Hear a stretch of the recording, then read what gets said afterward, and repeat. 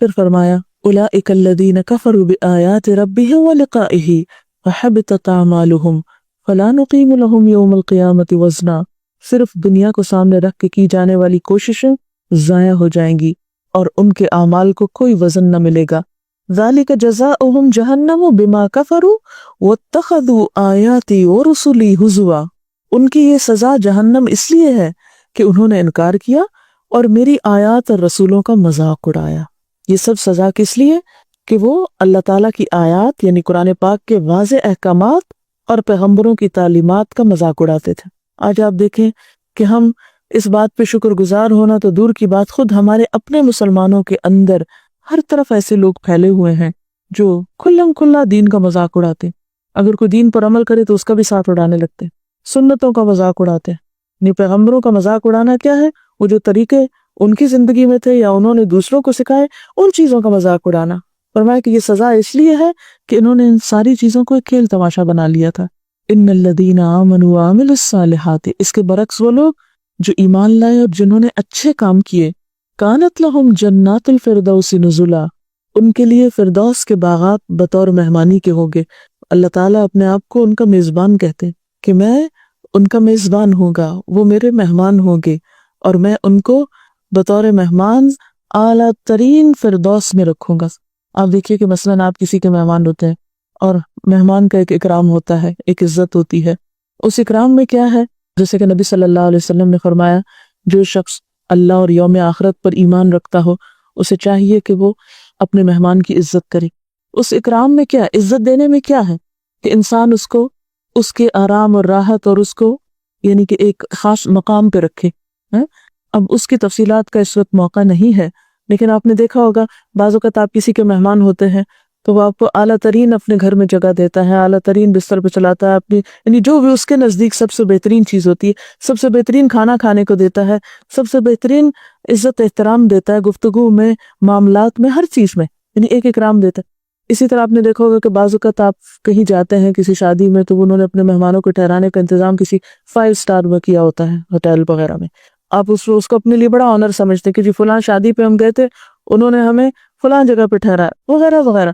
یہ حالانکہ دنیا کی چیزیں کسی کو آنر اور عزت کی بات نہیں ہے، لیکن بہرحال جس طرح دنیا میں اونچ نیچ کو آپ بہت محسوس کرتے ہیں تو آپ دیکھیے کہ اللہ تعالیٰ کیا فرماتے ہیں کہ یہ میرے بندے عمل صالح کے ساتھ جب میرے پاس آئیں گے میری ملاقات کو، کیونکہ قیامت کا دن اصل میں کیا ہے؟ اللہ کی ملاقات کا دن ہے، تو جن کے اعمال سے اللہ راضی ہوگا اللہ تعالیٰ پھر ان کو خوبصورت ترین فردوس کے باغات میں بطور مہمان ٹھہرائیں گے اور اعلیٰ ترین میزبانی کریں گے ان کی، اور مہمانی ہوگی، اور انسان کو اس سے آگے یعنی عام جنت بھی اور پھر اعلیٰ ترین جنت جس کا انسان تصور بھی نہیں کر سکتا۔ دنیا میں کوئی چیز ویسی ہے ہی نہیں کہ جسے کہا جائے کہ یہ جنت۔ کبھی ہم بہت گرینری دیکھتے ہیں، بہت خوبصورت باغ دیتے ہیں تو کہتے ہیں جنت کا نظارہ دے رہے ہیں، یہ جنت نہیں ہے، یہ تو اس کا عکس بھی نہیں ہے، کیونکہ آپ صلی اللہ علیہ وسلم نے فرمایا کہ جنت تو وہ جگہ ہے کہ جس میں صرف ایک کوڑا رکھنے کی جگہ، اور کوڑا ایک گز بھر جگہ کو کہتے ہیں، کہ اتنی جگہ بھی دنیا اور دنیا کے اندر جو کچھ ہے سب سے زیادہ حسین ہے۔ جنت وہ چیز ہے کہ جس کے بارے میں کسی آنکھ نے کبھی ویسا کچھ دیکھا ہی نہیں، کسی کان نے کبھی اس طرح کی چیز سنی ہی نہیں، یعنی کوئی ڈسکرائب کر ہی نہیں سکتا، اس لیے کہ یہاں ہے ہی نہیں کوئی چیز اس جیسی، تو ڈسکرائب کہاں سے کریں گے؟ ہاں مثالیں دے دے کے سمجھا سکتے ہیں کہ ہاں ایسا ہوگا اور ویسا ہوگا، لیکن وہ تو دیکھنے پر ہی یعنی وہ تو ایک طرح سے سرپرائز بھی ہے کہ جب انسان واقعی دیکھے گا تو اس کو انجوائے کرے گا۔ تو وہ مقام اعلیٰ ترین مقام ہے ان لوگوں کے لیے جو اس دنیا کے امتحان میں کامیاب ہوتے ہیں اور دنیا میں رہتے ہوئے دل آخرت میں رکھتے ہیں اور اللہ کے خوف کے ساتھ زندگی بسر کرتے ہیں۔ ان کی گفتگو، ان کی سوچ، ان کے معاملات، ان کی ہر ایک چیز میں آخرت رچی اور بسی بھی ہوتی ہے۔ وہ دنیا کے لیے نہیں جیتے، انہیں پتہ ہے یہ بہت جلدی چھوڑ کے جانی ہے، وہ دھوکے کا سامان اور دھوکے کی تجارت نہیں کرتے۔ عقل مند تو وہ ہیں جو کامیاب تجارت کرتے ہیں جس کا نفع انہیں ہمیشہ ہمیشہ کے لیے ملے، اور وہ جنت کا سودا ہے۔ پھر فرمایا خالدین فیہا، جس میں وہ ہمیشہ رہیں گے، لا یبغون عنہا حولا، وہاں سے وہ ہلنا بھی نہ چاہیں گے، ٹلنا بھی نہ چاہیں گے، کہیں اور نہیں جانا چاہیں گے۔ آپ دیکھیں لوگ امریکہ آ کے کہیں اور نہیں جانا چاہتے، کئی لوگوں سے بات ہوتی ہے جاب چلی گئی، بھی غلام ملک میں جاؤ گے وہاں چلے جاؤ، نہیں ایک دفعہ امریکہ میں رہنے کے بعد کہیں اور نہیں رہا جاتا۔ لیکن جنت کا مذاق اڑاتے ہیں، کہتے بور نہیں ہو جائیں گے رہ رہ کے، اس حقیر دنیا میں رہ کے تو بور نہیں ہوئے، جنت میں رہ کے کون بور ہوگا؟ تو اللہ تعالیٰ فرماتے ہیں لا یبغون عنہا حولا، وہاں پر کوئی جانے کے بعد وہاں سے نکلنا نہ چاہے گا، اور خوشخبری ان کو کیا سنائی دے گی؟ ہمیشہ رہو، نہ موت ہے اس کے بعد، نہ بیماری ہے، نہ بڑھاپا ہے، نہ تھکاوٹ ہے، یہ انہیں خوشخبری والی جنت کو سنائی جائے گی۔ تمہیں اب اس کے بعد مرنا ہی نہیں، اس کے بعد بڑھاپا بھی نہیں آنا، ہمیشہ جوان رہوگے، اس کے بعد کبھی تم بیمار بھی نہیں ہوگے، تمہیں کسی قسم کی کوئی تھکاوٹ بھی نہیں ہوگی۔ یہ 4-5 چیزیں ایسی ہیں جو دنیا کے سارے حسن کو ختم کر کے رکھ دیتی۔ جتنا بڑا گھر بنا لو گے اتنی بڑی مینٹیننس مصیبت، اس کے ساتھ ہی تھکاوٹ شروع ہو جائے گی، اس کے ساتھ ہی اس کے مسائل اور بڑے گھر بڑے مسائل۔ ہاں؟ دیکھنے وہ دل خوش ہو رہا ہے کہ ہاں بڑا گھر ہے، لیکن ان سے پوچھیں جو اس کو مینٹین کرتے ہیں۔ ہاں؟ پھر اسی طرح انسان جتنا بھی فٹ رہے، جتنا بھی اپنی کیئر کرے، بہرحال بیماری اور بڑھاپا اس کے انتظار میں رہتے ہیں۔ ایک دن تو میرے شکار میں آؤ گے، کتنے دن آپ پر مستی کرو گی، کتنے دن ہی عیش و عشرت کر سکتے ہو، بہرحال تو واپس اسی طرح پلٹنا ہے اور اس دنیا سے رخصت ہونا ہے۔ ہاں وہی عقل مند ہے جو اس جنت کا سودا کرے کہ جس میں انسان کو ان ساری مرضوں اور ساری بلاؤں سے ہمیشہ کے لیے چھٹکارا ہو جائے گا۔ پھر فرمایا قُلْ لَوْ كَانَ الْبَحْرُ مِدَادًا لِكَلِمَاتِ رَبِّي لَنَفِدَ الْبَحْرُ قَبْلَ أَن تَنفَدَ كَلِمَاتُ رَبِّي وَلَوْ جِئْنَا بِمِثْلِهِ مَدَدًا، کہ اللہ کی باتیں تو اتنی ہیں جو کبھی ختم نہیں ہو سکتی۔ کیسے؟ آپ ان سے کہیے کہ اگر سارے سمندر سیاہی بن جائیں میرے رب کی باتیں لکھنے کے لیے تو سمندر ختم ہو جائیں، سوکھ جائیں، اس سے پہلے کہ رب کی باتیں ختم ہوں، خواہ ہم اتنی ہی روشنائی یا انک اور بھی لے آئیں۔ اس لیے اللہ کا کلام اور اللہ کی باتیں اور اللہ کا ذکر اور اللہ کی تعریف اور اس کی حمد و ثنا، اس کا حق ادا ہی نہیں ہو سکتا۔ کوئی شخص اگر ساری زندگی بھی سجدے میں پڑا رہے تو یہ نہیں کہہ سکتا میں نے اللہ کا حق دے دیا۔ کہاں یہ کہ ہم کچھ نہ کر کے بھی سمجھتے ہیں اچھا اور کیا کرنا ہے، نماز تو پڑھتے ہیں اور کیا کروانا ہے، مزید کیوں درس سنواتے ہو، مزید کیوں کہتے ہو قرآن پڑھو، کافی نہیں ہے؟ نماز بھی پڑھتے ہیں، صدقہ خیرات بھی کرتے ہیں، سچ بولتے ہیں، ہم بہت آنسٹ ہیں، محنت کرتے ہیں، حلال کا کماتے ہیں، اور کیا کرنا ہے؟ نہیں، ساری زندگی میں سجدے میں پڑے رہو تو اللہ کا حق ادا نہیں ہوتا۔ یہ کیوں کہتے ہیں کہ اور کیا کرنا ہے؟ جو واقعی کچھ کرتا ہے وہ کبھی اپنے کام کو بڑا نہیں سمجھتا، وہ ہمیشہ سوچتا ہے یا اللہ میں نے کچھ بھی نہیں کیا، اور دل سے سوچتا ہے نہیں کہ وہ آرٹیفیشلی اوپر سے چند باتیں کر کے وہ ترخانے کی کوشش کرتا، نہیں، وہ سوچتا ہے واقعی میں نے کچھ نہیں کیا، اور اللہ تعالیٰ کو ہمارے سجدوں کا فائدہ کچھ نہیں۔ یہ تو دراصل ہم سے دیکھ رہا ہے کہ ہم یہ سب کچھ پا کر اس کی طرف کتنا پلٹتے ہیں۔ اور آخری آیت میں فرمایا قُلْ إِنَّمَا أَنَا بَشَرٌ مِثْلُكُمْ، آپ کہہ دیجئے کہ میں تمہاری طرح کا ایک انسان ہوں۔ بہت سے لوگ رسول اللہ صلی اللہ علیہ وسلم کو انسان ماننے کو تیار نہیں ہوتے، اس پہ بحثیں کرتے ہیں، لڑائیاں جھگڑے فساد کرتے ہیں اور عجیب و غریب قسم کی باتیں کرتے ہیں۔ بات یہ ہے کہ قرآن پاک میں واضح طور پر یہ بتا دیا گیا ہے کہ اللہ کے رسول صلی اللہ علیہ وسلم اللہ کے برابر نہیں ہے، اللہ تعالیٰ صرف ایک ہے، کیونکہ خالق وہ ہے، سب کچھ بنایا اس نے۔ جب ہم کہتے ہیں نبی صلی اللہ علیہ وسلم پیدا ہوئے، کہتے ہیں نا، تو جو پیدا ہوتا ہے وہ مخلوق ہوتا ہے، وہ خالق نہیں ہوتا، اور جو مخلوق ہوتا ہے اس کی عبادت نہیں ہو سکتی، اس کو اللہ کے برابر نہیں قرار دیا جا سکتا۔ اس لیے یہاں پر پہلے عقیدے کو درست کیا گیا کہ اللہ تعالیٰ کی قدر پہچانو، اللہ کا مقام پہچانو، اس کی عظمت کو جانو، اور پھر اس کے بعد قُلْ إِنَّمَا أَنَا بَشَرٌ مِثْلُكُمْ يُوحَىٰ إِلَيَّ۔ فرق کیا ہے عام انسانوں میں اور رسول اللہ صلی اللہ علیہ وسلم میں؟ کہ آپ کی طرف وحی کی جاتی ہے، آپ اللہ کے پیارے ہیں، آپ چنے ہوئے ہیں، آپ اللہ کے محبوب ہیں، سب سے زیادہ آپ کی عظمت ہے انسانوں میں، پیغمبروں میں سب سے بڑے مقام پر ہیں۔ لیکن آپ نے بھی آ کے پیغام لوگوں کو کیا دیا کہ انما الہکم الہ واحد، کہ تم سب کا الہ ایک ہے، صرف وہ عبادت کے لائق ہے۔ کیوں عبادت کے لائق وہ ہے؟ اس لیے کہ سب کچھ دیا اس نے ہے نا، ہمیں رزق وہ دیتا ہے، ہمیں زندگی اس نے دی، جو کچھ ہمارے پاس ہے وہ اسی نے دیا ہے، کسی اور کی طرف سے ہمیں نہیں ملا۔ ہمیں رسول اللہ صلی اللہ علیہ وسلم نے یہ زندگی نہیں دی، یہ صحت نہیں دی، اس لیے عبادت صرف اللہ ہی کی ہوگی۔ اور یہ ایسا ہی ہے نا کہ جیسے مثلا مجھے پیاس لگی ہے اور یہ عفت مجھے پانی لا کر دیتی ہے، تو مجھے کیا کہنا چاہیے؟ عفت کا شکریہ۔ اور اگر میں عفت کو بھول کے کہوں آپ کا شکریہ، ویسے کو شہناز کا شکریہ، حالانکہ شہناز پانی نہیں لائی، پانی وہ لائی ہے، اور اگر میں یہ کہوں شکریہ ان کا، تو آپ بتائیے کہ میرا یہ عمل کیا ہوگا؟ اور اگر میں یہ کہوں عفت کا بھی شکریہ اور شہناز کا بھی شکریہ، تو یہ شرک ہے نا، یہ شرک ہے۔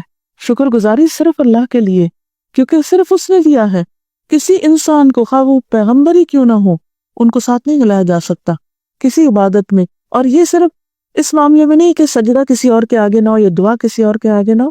بعض اوقات ہم ایسی چیزیں پڑھتے ہیں یا کرتے ہیں، مثلا ہمارے یہاں درود تاج بہت کثرت سے پڑھا جاتا. اب درود تاج میں کیا ہے؟ نبی صلی اللہ علیہ وسلم کے لیے یہ لفظ لکھے ہوئے ہیں دافع البلاء والوباء والقحط والمرض والالم، کہ آپ دور کرنے والے ہیں بلاؤں کے، قحط کے، مرض، بیماری کے. یعنی شرک ہے، اور اتنی کثرت سے لوگ پڑھتے ہیں اس کو اور شرکیہ کلمات دہراتے رہتے ہیں. ساری مصیبت دور کرنا صرف اللہ کے ہاتھ میں، کوئی دور نہیں کر سکتا. قرآن پاک میں اللہ تعالیٰ خود فرماتے ہیں اَمَّن يُجِيبُ الْمُضْطَرَّ إِذَا دَعَاهُ وَيَكْشِفُ السُّوءَ، بھلا وہ کون ہے جو بے قرار کی پکار سنتا ہے اور تکلیف دور کرتا ہے؟ اللہ کے سوا کوئی نہیں. لہٰذا کسی اور کے بارے میں یہ سوچنا وہ میری مصیبت دور کرے گا یا وہ میری تکلیف دور کرے گا، یہ شرک میں شمار ہو جاتا ہے. اور شرک کا گناہ اللہ تعالیٰ معاف نہیں کرتے، اس لیے اس کے بارے میں بتانا بھی بے حد ضروری ہے. کیونکہ بہت سے لوگ مائنڈ کر جاتے ہیں اس بات کو کہ نہیں آپ ہمیں شاید الٹی پٹی پڑھا رہے. نہیں، تھوڑی سی ہم اگر عقل بھی استعمال کریں تو ہمیں یہ باتیں بہت آسانی سے سمجھ آنے والی ہیں. آپ دیکھیں کہ رسول اللہ صلی اللہ علیہ وسلم کو خود بخار آیا نا، آپ کو خود بخار آیا، آپ کے سر میں بھی درد ہوا، آپ انسان تھے، آپ کے اوپر غم بھی آئے، آپ روئے بھی، آپ مسکرائے بھی، آپ کھاتے بھی تھے، آپ بازار میں بھی جاتے تھے، آپ شادی بھی کرتے تھے. یہ ساری صفات کس کی ہیں؟ انسان کی نہیں ہے. یہ ساری صفات انسان کی ہیں، لیکن فرق کیا ہے کہ وہ عام انسان نہیں تھے، ان پر وحی آتی تھی، ان کو اللہ نے چن لیا تھا. وہ سب انسانیت کے لیے رحمت کا پیغام تھے، سب انسانیت کے لیے ہدایت کا ذریعہ تھے. ان کو ان کا مقام دینا، ان کی عزت اور احترام کرنا ضروری ہے. ان سے محبت کرنا ہمارے ایمان کا حصہ ہے، لیکن ان کو خدا کا درجہ دینا یا یہ سمجھنا کہ وہ بلائیں اور مصیبتیں دور کریں گے، یہ شرک ہے. تو یہاں پر کیا فرمایا؟ آپ ان کو بتا دیجئے، قل، آپ کہیے، انما انا بشر مثلکم، کہ میں ایک انسان ہوں تم جیسا. یوحی الیہ، میری طرف وحی کی جاتی ہے. کیا؟ انما الہکم الہ واحد، کہ تمہارا معبود بس ایک ہی ہے، عبادت صرف ایک کی ہوگی. وَمَنْ كَانَ يَرْجُو لِقَاءَ رَبِّهِ، تو جو شخص بھی اپنے رب سے ملاقات کی امید رکھتا ہے، فَلْيَعْمَلْ عَمَلًا صَالِحًا، اسے چاہیے کہ اچھے کام کیا کرے، نیک کام کرے.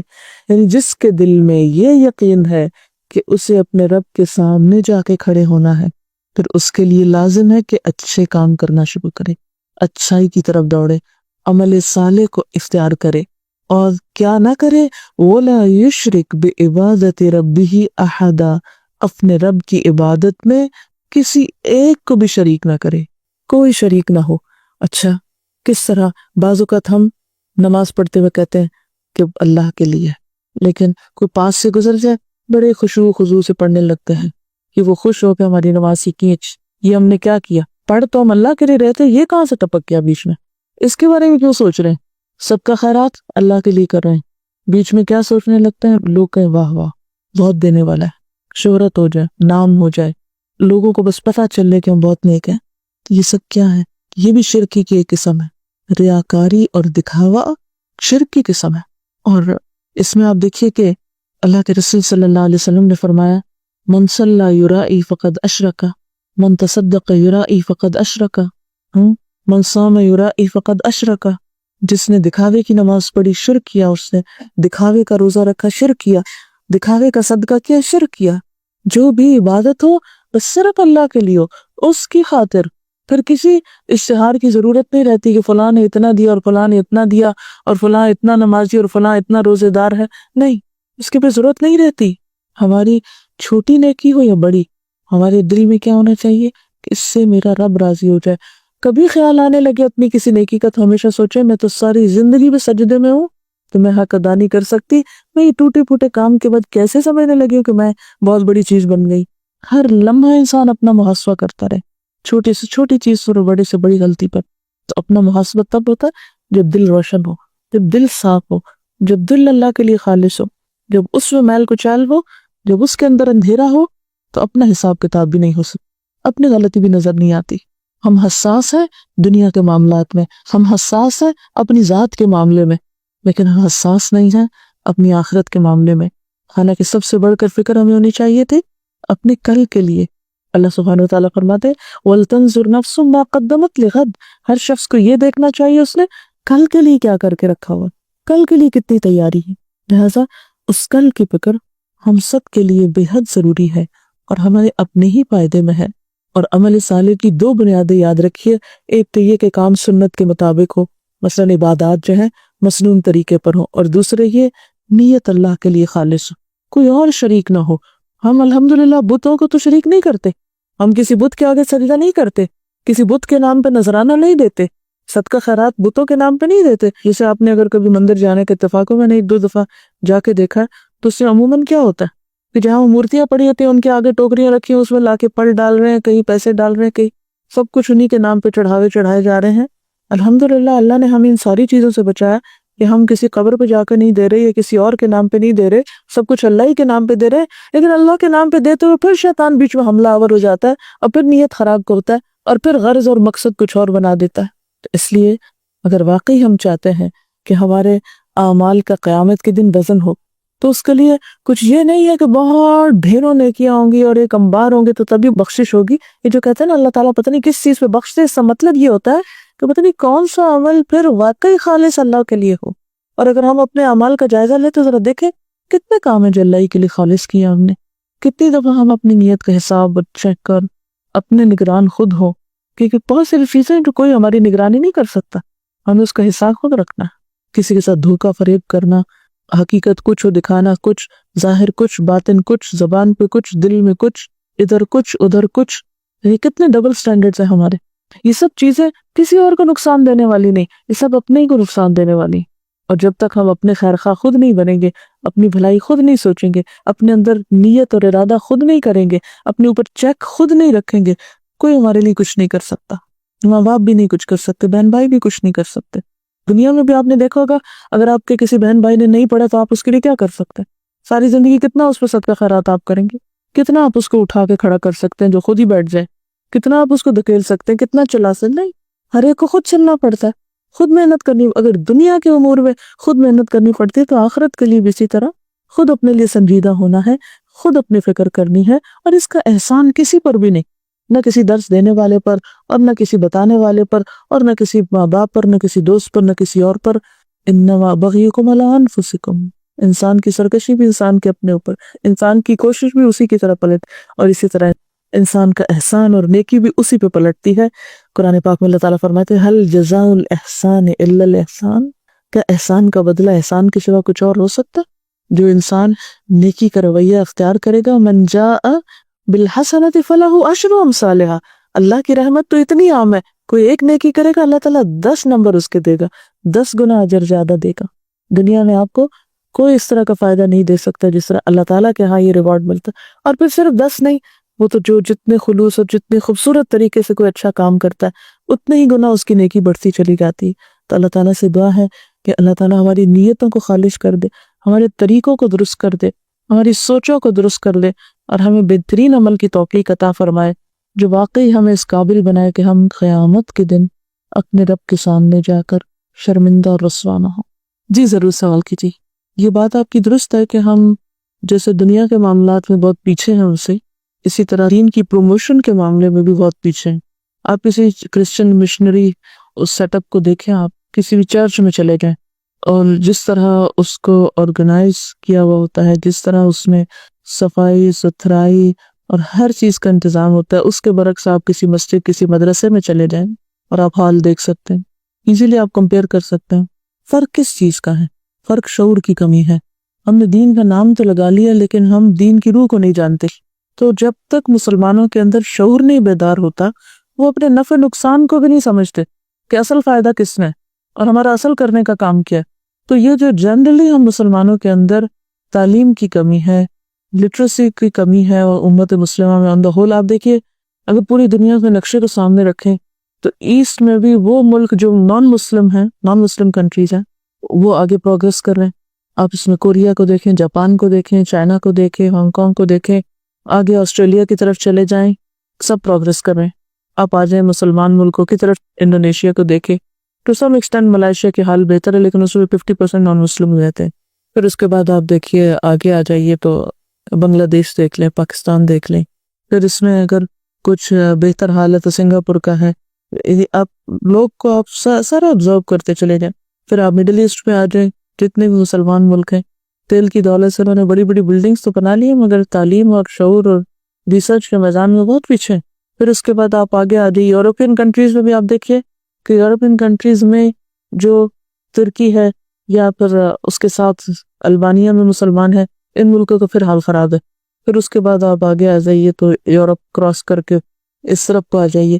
تو بنیادی طور پر اوور آل امت مسلمہ میں جو تعلیم کی کمی ہے، شعور کی کمی ہے، اس کی وجہ سے پھر آپس میں ساری چیزوں میں پھر وہ بحیثیت ایک مسلمان امت کے بہت پیچھے. اب ہوتا یہ ہے کہ جب کچھ سیگمنٹ اس کا کسی ایسی سوسائٹی یا کلچر میں چلا جاتا ہے تو وہ ان کے سہارے کچھ کام کرنے لگتے ہیں. مثلا جو مسلمان یہاں آئے ہیں اپنے ٹیلنٹ کو بہتر طور پر استعمال کر رہے ہیں، بہت سی چیزوں میں انڈیویجولی آگے جا رہے ہیں، مثلا بہت سے دولت کمانے میں یا بہت سے پروفیشنز میں انڈیویجولز بہت آگے ہوں گے، مگر ایک کمیونٹی کا جو تصور ہے، یہ جو کمیونٹی کے لیول پہ کام ہونا چاہیے، اس میں اتفاق اور اتحاد نہیں. بس اگر مجھے بڑا ہی افسوس اور دکھ ہوتا ہے کہ آخر کیا مصیبت ہے کہ ہم مسلمان ہی ایک دوسرے کو کاٹتے ہیں. ہر ایک اپنی 1.5 کی مسجد الگ بنانا چاہتا ہے، ہر ایک اپنا نام بلند کرنا چاہتا ہے، دوسرے کی غلطی اور کوتاہی کو دیکھ کے اس کی اصلاح اور خیرخواہی کی فکر کم ہوتی ہے، کرٹیسزم زیادہ ہوتا ہے. کوئی اچھا کرے یا برا کرے، ہم صرف تنقید کرنے والوں میں ہوتے ہیں، ہم ساتھ مل کے اس سے دوستی کر کے اس کی خیرخواہی نہیں کرتے. پھر اسی طرح آپ دیکھیں دین کے نام پر اتنی فرقہ واریت، اتنا اختلاف ہے، حالانکہ دنیا کے معاملات میں وہی لوگ آپس میں اکٹھے بیٹھے ہوں گے، لیکن جب دین کی بات ہوگی مسجدیں الگ ہو جائیں گی، اور چھوٹی چھوٹی باتوں پر اتنے دل تنگ ہیں. آپ صلی اللہ علیہ وسلم نے فرمایا تھا کہ تم سے پہلی امتوں کو شح نے ہلاک کیا تھا. شح کیا ہے؟ دلوں کی تنگی. دلوں کی تنگی نے ہلاک کیا تھا پچھلی امتوں کو. اتقوا الشح، تم بھی اس شح سے بچ کے رہنا. لیکن آج آپ دیکھیں ہمارے دل کتنے چھوٹے ہیں، کتنے تنگ ہیں. اور پھر اگر دل کھلے ہیں تو دنیا کی محبت میں کھلیں، اس کے لیے بہت بڑے ہیں ہمارے دل. پھر ہم اپنی ذات پہ تو خرچ کر سکتے ہیں، اپنے فائدوں کے لیے بہت کچھ کر سکتے ہیں، مگر اجتماعی بھلائی کے کاموں میں ہم کتنا کنٹریبیوٹ کرتے. آپ دوسری کمیونٹیز کو آپ دیکھیں کہ چیریٹی کے نام پر کیا کچھ نہیں ہوتا. ہندوز میں آپ دیکھ لیں، سکھ کمیونٹی میں آپ دیکھ لیں. پچھلے دنوں میں ٹورانٹو میں تھی تو وہاں میں گردوارے میں صرف یہ دیکھنے کے لیے گئی، جسٹ ٹو لرن اور ریلیجنس کو، کہ ان کے بارے میں انڈرسٹینڈنگ ہونی چاہیے کہ کس طرح یہ عبادت کرتے ہیں، کیا کرتے ہیں. سب سے پہلے وہ ہمیں لے گئے نیچے کچن میں، ہیوج کچن تھا، اس میں بے شمار خواتین کھڑے ہو کے روٹی بنا رہے، اور کوئی شور ہنگامہ نہیں. کوئی آٹا گوندھ رہا ہے، کوئی پیڑے بنا رہا ہے، کوئی روٹی پکا رہا ہے، کوئی سالن بنا رہا ہے. اور اس سے آگے ہمیں لے گئے تو ایک بہت بڑا ہال تھا، وہاں پر کپڑے بچھے ہوئے تھے، نیچے بے شمار لوگ کھانا کھا رہے ہیں بیٹھ کے. تو ہم نے پوچھا کہ کس طرح ہوتا ہے، کہتے لوگ ہی لاتے ہیں، خود ہی لاتے ہیں، خود ہی بناتے ہیں، خود ہی کھاتے ہیں. اور ہم ہون سے بھی کس طرح ویکینڈ پہ جمع ہوتے ہیں تاکہ ہم ایک دوسرے کے قریب ہوں، اس کو ہم سنگت بولتے ہیں، اور ہم ایک دوسرے کو پہچانتے ہیں تاکہ کلوز کمیونٹی کے ساتھ ہم اپنی آئیڈینٹی کو سیو کر سکیں. ایک دوسرے کے سپورٹ ہوتے ہیں. یہی وجہ ہے کہ ان کو اپنا لباس پہنتے ہوئے شرم نہیں آتی، ان کو اپنے طریقوں پر چلتے ہوئے شرم نہیں آتی، اور اس کے ساتھ دنیا میں پروگریس کریں. چھوٹے چھوٹے مسائل میں وہ ایک دوسرے کے لیے کتنی بڑی سپورٹ ہوتی ہے. مجھے جو لوکل لے کر گئی تھی وہاں وہ بتا رہی تھی کہ اس کمیونٹی نے آپس کے فنڈز اکٹھے کر کے ایسے ایسے وکیل اور ایسے ایسے سروسز انہوں نے حاصل کی ہوئی ہیں کہ کوئی سکھ اگر آتا ہے تو اس کے لیے کوئی پریشانی نہیں کہ وہ رہے گا کہاں، وہ اس کا امیگریشن کے مسئلے، اس کے دوسرے تیسرے سب لوگ مل کے ایک طرح سے جذب کر لیتے ہیں. اس کے برعکس ہمارے ہاں مسلمانوں میں کیا ہے، کوئی آیا ہے، کوئی بیمار ہے، کوئی تندرست ہے، کوئی مر رہا ہے، کوئی جی رہا ہے، کون کہاں ہے کہاں نہیں. ہو سکتا ہے انڈیویجول بیسس پر کہیں کہیں کچھ لوگ مل جل کے اپنی برادری کے لیے کچھ کر رہے ہوں، بعض اوقات برادریوں کے لیے بھی کر رہے ہوتے ہیں، برادری کے نام پر ہم پھر بھی اکٹھے ہو جاتے ہیں، لیکن اسلام کے نام پر ہم اکٹھے نہیں ہو سکتے. بعض اوقات دنیاوی انٹرسٹ پر ہم اکٹھے ہو جاتے ہیں، لیکن اسلام کے لیے ہم اپنی شان بلند کرنا چاہتے ہیں، ہم خود آگے ہونا چاہتے ہیں، ہم اپنے نام کی فکر کرتے ہیں، ہمارا کیا بنا، ہماری کتنی امپورٹنس ہوگی، ہمارے لیے کتنی چاہت ہوگی. تو پھر جب کام اللہ کے لیے نہیں ہو اور اپنی ذاتوں کے لیے ہو تو پھر اس میں ترقی اور برکت کہاں سے ہو سکتی. آپ کو اپنی انا توڑ کے دوسرے کے ساتھ ملنا پڑتا ہے، آپ اپنی انا قائم رکھ کے نہیں مل سکتے. تو یہ وجہ ہے مسلمانوں کے بہت پیچھے رہنے کی. اور پھر اس کے بعد یہ ہے ہمارے غلط کانسیپٹس. سب لوگ یہ سمجھتے ہیں کہ محنت کرو گے تو کچھ ملے گا. ہم مسلمانوں میں ہیں بغیر محنت کی جنت ملے گی. دھوکہ دو، فریب کرو، جھوٹ بولو، وعدہ خلافی کرو، دوسروں کی جڑیں کاٹو، جو مرضی کرو اور جنت تمہارے لیے. یہ اس قسم کے جو مسکنسیپشنز ہیں انہوں نے بہت کام خراب کیا ہوا ہے. وہ اگر جیزس کے نام پر اپنی زندگیاں وقف کر سکتے ہیں تو ہم اسلام کے نام پر کیا کر رہے ہیں. ہم نے وہ قربانی کا جذبہ، اب دیکھیے ہر دنیا کے ملک میں ہاسپٹلز انہوں نے بنائے ہوئے ہیں، چرچز کے علاوہ ہاسپٹلز ہیں، سکولز ہیں.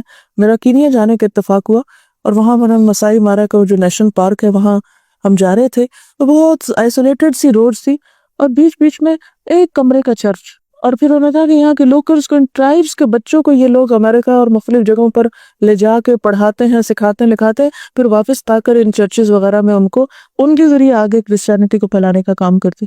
ہر آرگنائزیشن کہاں، ہم تو ہر ایک کو شک کی نگاہ سے دیکھتے ہیں، وہ یہ کر رہے ہیں ضرور اس کے بیچ میں پتہ نہیں اس کا کیا ہوگا. ہر ایک کو بلیم کرنا جانتے ہیں، ہر ایک کے اوپر الزام تراشی، ہر ایک کے کام کے اوپر کرٹیسزم. جاننے کی کوشش نہیں کریں گے، جو ہماری مرضی کے خلاف ہوگا وہ ہمیں بہت کھلے گا. تو یہ ہیں وہ چیزیں کہ جس میں ہم ایک دوسرے کو کاٹنے میں ساری قوتیں لگانے، ہم آگے کہاں سے بڑھیں گے؟ دین کا فائدہ کہاں سے ہوگا؟ ہم اپنی ذات کے لیے سوچتے ہیں، ہم دین کے لیے کم سوچتے ہیں. تو جب ہمارے اندر کی خود غرضیاں اتنی بڑی ہوئی ہیں تو دین کا پھر رہ گیا پیچھے. پر آپ دیکھیں، ہم بائی روڈ سفر کر رہے تھے تو کسی نے مجھے بتایا کہ یہ چرچ ہے جس میں شاید 5,000 یہ کتنے والنٹیئرز نے کام کیا تھا اور چند دن میں اس کو بنا ڈالا تھا. یعنی کچھ بھی اس میں نہ مزدور ہائر کیے گئے، نہ انجینئر ہائر کیے گئے، اور نہ جانے کچھ بھی ہائر نہیں کیا گیا، سب والنٹری ورک تھا اور سب نے مل جل کے پلاننگ کر کے اپنا اپنا حصہ ڈالا. خود نیروبی میں ایک جہوواز وٹنسز کے جو گروپ ہے ان کا، وہاں مجھے ان کے چرچ میں جانے کا اتفاق ہوا. وہاں پر مجھے یہ بتایا گیا کہ بڑی فخر سے وہ لوگ بتاتے اس چرچ میں کسی بھی چیز کی قیمت نہیں ادا کی گئی، سب والنٹریلی لوگ لے کر آئے. اس میں ایکسپرٹیز والنٹریلی دی گئی ہے. ہمارے یہاں کیا ہے، یہ مسجد ہے جناب 5 سال سے بن رہی ہے، فنڈز نہیں ہے اس لیے ابھی تک پوری نہیں ہوئی. ایک نہیں، کئی مسجدوں کا یہ حال ہے. اور پھر بن بھی جائے تو حاضر کوئی نہیں ہوتا، بناتے بھی پتہ نہیں کس لیے، جب جانے نہیں تو پھر بنانا کس لیے. ویسے ہیوسٹن میں مجھے بتایا گیا کہ تقریباً 2 لاکھ کے قریب مسلمانوں کی آبادی، میں نہیں جانتی صحیح فگر ہے یا نہیں. اور مسجدوں میں آپ دیکھیں کتنے لوگ حاضر ہوتے ہیں، کتنی خواتین جاتی ہیں، کتنے بچے جاتے ہیں، کتنے لوگ جاتے ہیں. اگر ہمارا مسجد تک سے تعلق نہیں تو مسلمان کس چیز کا ہے؟ اور مسجد وہ جگہ ہے جہاں جا کر مسلمانوں کو اکٹھے ہونا ہے، وہ اکٹھا کرنے کی جگہ ہے. جمعے کی نماز تک ہم پڑھنے کے لیے فتوے لیتے رہتے ہیں، ہماری جاب چلی جائے گی اگر اپنی جمعہ کے لیے کہا، یا اور اس طرح کی بہت سی چیزیں. تو ہر چیز کا تو ہم نے ایک آلٹرنیٹ تلاش کیا ہوا ہے، ایک جواز، ایک تعویل کی ہوئی ہے ہر کام کے لیے. اور خود دنیا کی محبت میں بری طرح گرفتار ہیں، اس کے لیے سب قربانیاں کریں گے، بچے بھی چھوڑ سکتے، سب کچھ کر سکتے ہیں، لیکن دین کے لیے قربانی کرنا ہمارے نزدیک بے وقوفی ہے. اس کے لیے وقت لگانا، اس کے لیے مال لگانا، اس کے لیے کچھ بھی کرنا، یہی وجہ کہ ہم بہت پیچھے ہیں دوسری کمیونٹی سے. نہ آرگنائزڈ ہے، نہ دنیا کا صحیح علم ہے اور نہ دین کا. آج آپ دیکھیں کہ ہمارے میں سے بہت سے لوگوں کے پاس یہاں اتنا ہوگا کہ وہ پاکستان کے ایک ایک گاؤں میں اگر ایک ایک اسکول بھی بنوا دے تو بہت سے بچے پڑھ جائیں. یہ بہت سے بچوں کے لیے بہت کچھ ہو سکتا ہے، لیکن کوئی کسی کے لیے سوچتا ہی نہیں، اپنی کمیونٹی کے لیے کوئی اس کے بارے میں غم ہی نہیں، کسی کو دکھ ہی نہیں. کہ ہم اپنے گھر میں خوش ہیں، ہمیں کسی کی کیا فکر کہ کہاں کیا ہو رہا ہے. تو جب تک ہمارے سامنے آخرت نہیں ہوگی، نہ ہم اپنی ذات کے خول سے نکلیں گے، نہ ہم اتحاد کر سکیں گے، نہ ہی ہم بڑے فائدوں کو دیکھ سکیں گے. ہم چھوٹی چھوٹی چیزوں کو دیکھتے رہیں گے، مفادات میں جئیں گے، نتیجہ یہی ہوگا جو ہو رہا ہے. دیکھیے کہ میں تو آپ کو یہی کہوں گی کہ زمین ساری اللہ کی ہے، اور جس زمین میں آپ کا رزق لکھا ہے اس کی وفاداری کرنا بھی آپ کے اوپر لازم ہے. یہ آپ کے ایمان کا حصہ ہے. یا تو آپ یہاں کی نیشنلٹی نہ لیں، اور اگر آپ نے لی ہے تو پھر یہاں کی وفاداری آپ کو کرنی ہوگی. جب آپ سارے بینیفٹس لے رہے ہیں، جب آپ سارے فائدے اٹھا رہے ہیں، تو پلٹ کے ہیٹریٹ کس لیے؟ کیا یہ بھی منافقت نہیں ہے؟ ہمارا دین تو ہمیں یہ نہیں سکھاتا کہ جس سے ہم فائدہ اٹھائیں پلٹ کے اسی کو گالیاں دیں. یہ بھی ایک مسلمانوں کی ایک غلط قسم کی سیاست ہے. میں نہیں کہتی کہ ہاں امریکہ کی ساری پالیسیز درست ہیں یا سب کچھ ٹھیک ہو رہا ہے. وہ اختلاف ہو سکتا ہے آپ کو کسی بھی چیز سے، اس کا ایک طریقہ ہوتا ہے. اس کا یہ مطلب نہیں کہ کسی کے خیر کو بھی آپ بھول جائیں. یہاں تو یہاں رہنا نہیں چاہیے، اور اگر رہ رہے ہیں تو پھر جو یہاں کا قانون ہے اس کا احترام ضروری ہے. اور پھر جس چیز پر آپ نے اوت دی ہے یا وعدہ کیا ہے تو پھر اس وعدے کو نبھانا ہوگا. قرآن میں کیا بتایا گیا کہ کسی نان مسلم کے ساتھ بھی کوئی معاہدہ کرے تو اس کو آپ توڑ نہیں سکتے. اور سورۃ انفال کو آپ پڑھ لیجیے کہ اگر آپ کو توڑنا ہے تو آپ کو بتا کے توڑنا ہے. آپ چوری چھپے نہیں غلط کام کر سکتے. آپ ان کے قانون کو اور یہ سوچ کے کہ ہم اپنے دین کی خدمت کریں، یہ غلط طریقہ ہے. اسلام اس کو بالکل ریکمینڈ نہیں کرتا. اور اگر آپ کو پسند نہیں ہے، آپ کو اختلاف ہے، آپ سمجھتے ہیں کہ یہاں بہت ظلم ہو رہا ہے، یہ دنیا میں ہو رہا ہے وٹ ایور، تو پھر آپ وہاں چلے جائیں جہاں ظلم نہیں ہو رہا، جہاں آپ سمجھتے ہیں کہ وہاں کی سب حکومتیں بہت انصاف کر رہی ہیں اور بہت ایماندار ہیں اور بہت اچھے لوگ ہیں، وہاں چلے جائیے. تو یہ جو ڈبل سٹینڈرڈز ہیں ہمارے، یہ درست نہیں ہے، یہ غلط ہے.